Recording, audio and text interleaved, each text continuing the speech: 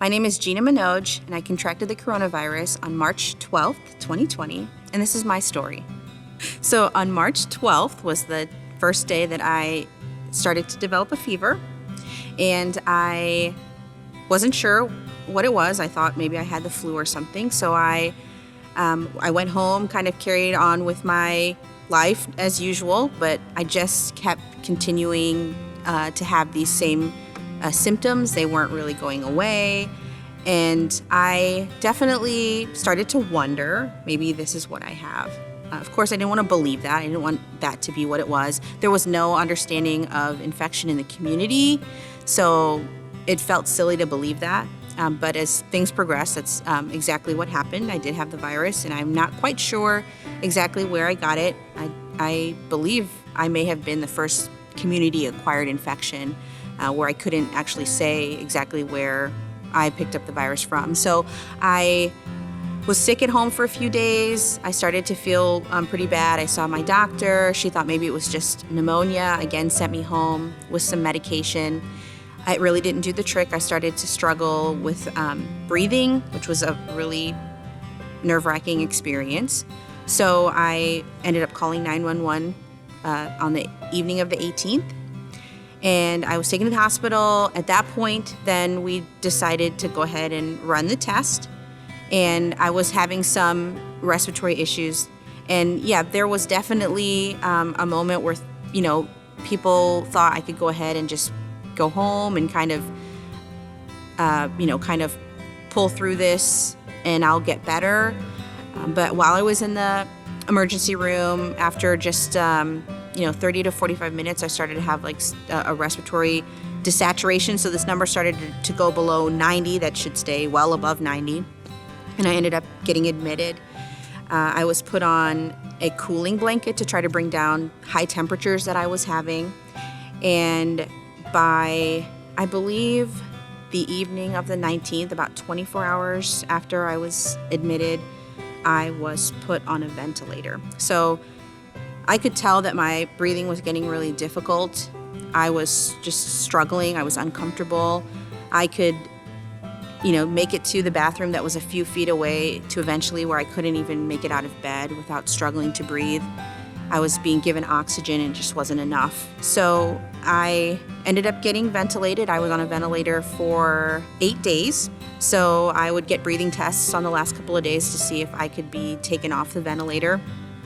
It was very interesting. I was dependent on my nurses to come in and to basically clear my airway when I couldn't breathe, or I'd wake myself up in these terrible coughing spells. But I was at the mercy of the people taking care of me. They were my everything. I would take a piece of paper and a marker, and I would write them notes about the things that I needed. Can you move my pillows? Can you get me the TV remote?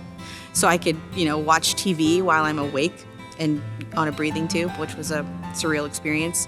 About the 7th day, they would test my ability to breathe on my own, and then that test was essentially the decision as to whether or not I could be taken off of the ventilator. And it happened multiple times where I would actually fail, and then they would have to wait.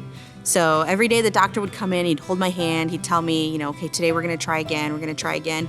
And so then they, performed this respiratory test, and I was able to be taken off the ventilator. And then they took me off, and I did well, in my recovery the next couple of days. I hadn't been out of a bed for 8 days, so I had to essentially use a walker for a handful of days to just regain my ability to move. And I had multiple other things that also had to be removed at the same time other than just a breathing tube. I had a feeding tube.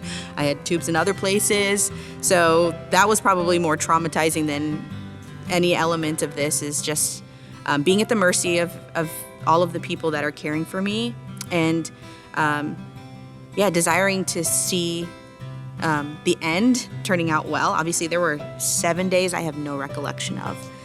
I just know that other people were taking care of me. Other people were responsible of seeing me through this. So that's a very odd experience. I was in the hospital for about another week. And then when I was able to have no oxygenation, breathed completely on my own, and I was able to move fairly well. They were able to discharge me home. Naturally, you never prepare yourself for essentially looking at death in the face. One, you don't obviously prepare yourself, and two, you're told you need to prepare and make sure that your family is taken care of. But when you're in your late 30s, you don't make it a priority. So naturally, when I was in the hospital and I felt like I was truly looking death in the face, I thought to myself, I have not prepared for this moment. I have not prepared for my family to exist without me. And I thought for a moment, I need to write down on a piece of paper, give everything to my husband, give everything to Manoj. Because I would have my 401k or, these different things that you have to take the time to leave to other people, have the beneficiary set up. And I felt like I hadn't done any of that. And that, I think, was the moment that I thought, God, you have given me these children. You gave them to me a little later in life, and they're so small. And how could you take their mother away from them? Will I come off of this? Will I ever see them again? And I couldn't bring myself to write the last note or turn my phone on myself and make a message, leave a message to them.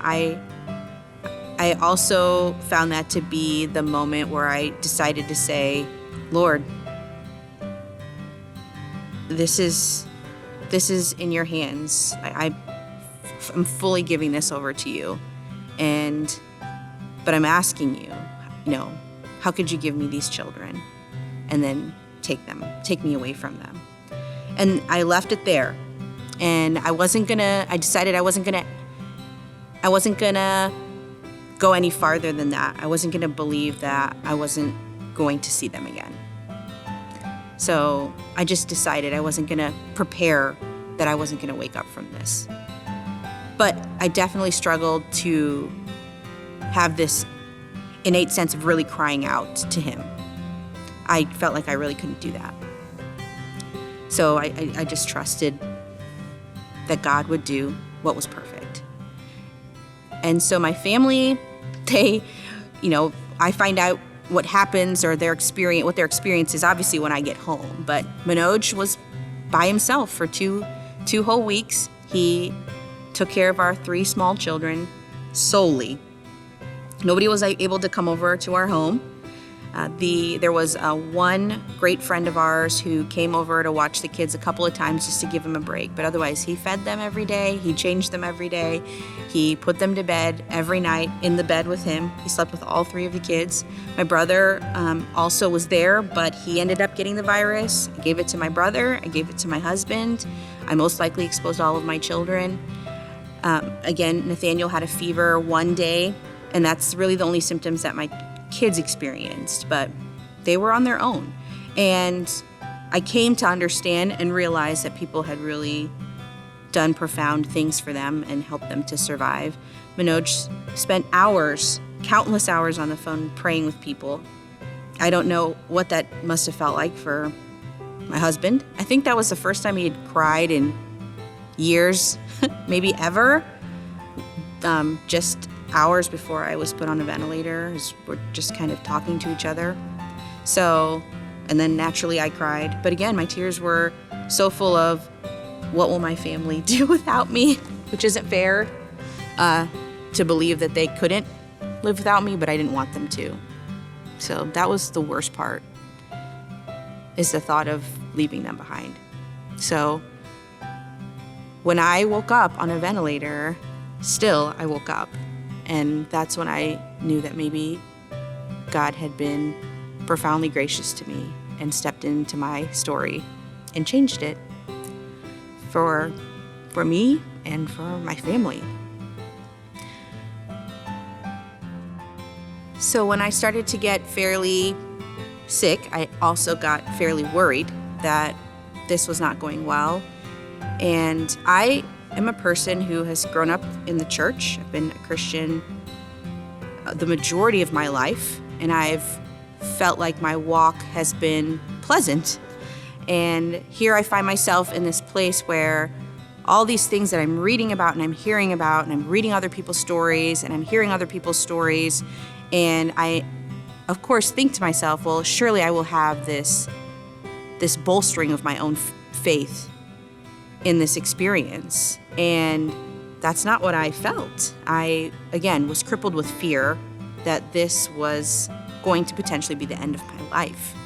And I couldn't put my faith in knowledge, which is, always will feel like a safe place. So I wanted to be able to reach out to God. I wanted to be able to have this overwhelming feeling and filling of the Word of God and these pleasant thoughts. But instead, again, I was filled with fear, and I actually couldn't even find it in myself to pray.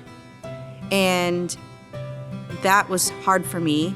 So I felt at one moment when I did try to reach out to God that I would often just be overwhelmed with the thought of death, that this was the end of my life. I wasn't going to come off of a ventilator. If that was where I was headed, I was not going to come off of a ventilator. That's just all I could hear. And I just decided to stop. And I just couldn't pray for myself.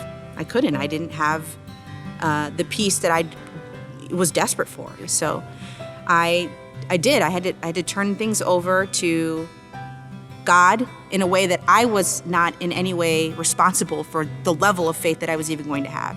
That was going to have to be God's responsibility too. The Bible talks about how His power is made perfect in our weakness. I was experiencing that. I didn't think about that until maybe, well after this experience was over, but that's what was happening for me. And after I got home from the hospital, again, the most overwhelming feeling that I had was, after all that I had already been through, which was hard, the best feeling that I had was walking into my home. Again, because I got to walk home, I got to come home. Actually came home with my brother because, again, I'd got him sick and he was in the hospital for about a day or two, and we actually were discharged home together. And so we walked into my home together, and I looked into the dining room, and it was full. It was full of food. It was full of diapers for my children. It was full of toys for my children. It had everything that my family needed, all the while I was not able to be there to take care of my own family. These were the things that I did for my family, and someone else had to do those for me. And I was overwhelmed. And then began the story and the outreaches, just getting text messages and phone calls, and so many people reaching out to me, so many people telling me that they were praying for me, that they were overwhelmed at the thought of what I was experiencing. And you hear people say, I'm praying for you, and I myself pray for others, and I know that it's valuable, but when you're on the receiving end, it means something completely different. And that's what it was. I was hearing of people all over the world that had been praying for me, people that my husband had been connecting with. Then he would share my story with one person, and they would go and tell a large group of friends and family or their church members, and they would be praying for me. And people were giving to us sacrificially.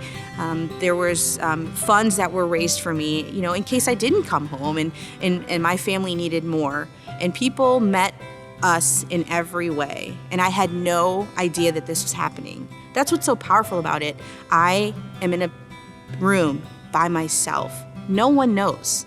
There's just a handful of people that know that I'm even sick. And 2 weeks later, people all over the world are fighting for me, are fighting on my behalf. And that was a profoundly overwhelming feeling for me. And I came to this place where I realized that when I could not pray for myself, I needed the body of Christ to lift me up, to hold me up, to be my bed. I would tell people that I laid in the bed of the prayers of others. That's what held me up. That's what kept me safe. That's what preserved me and did amazing work in my life. And I won't take for granted when someone asks that of me ever again. It changed me. And I saw Jesus in a different way. I saw him in a way that was so real, that was so tangible. And it came in the way of people I didn't know calling me and telling me how my story impacted them and how much they cried out for me, how much they reached out and they begged God on my behalf that I would be preserved. That changed my life. And, I want to believe that I can tell some sort of story that's so powerful because of what God has done, but the power came from what people have done for me, what people did for my family, for the way that people engaged. People are delivering us our groceries. People are going to the store and buying us more baby food, and they're reaching out. And not all of these people were necessarily of the Christian faith, but that is what Christ looks like. He looks like people reaching out and pouring themselves out because we're all made in his image. And that's his nature, his character, his goodness is to be the hands and feet, to be literally the physical hands and feet to bring us our needs. And we forget that we just do that. We usually just do that for ourselves, but sometimes we need others to step in and do that for us. So I walked away with this profound impact of what it means for others to enter into our story and to care for us. I know Jesus better because of what others have done for me.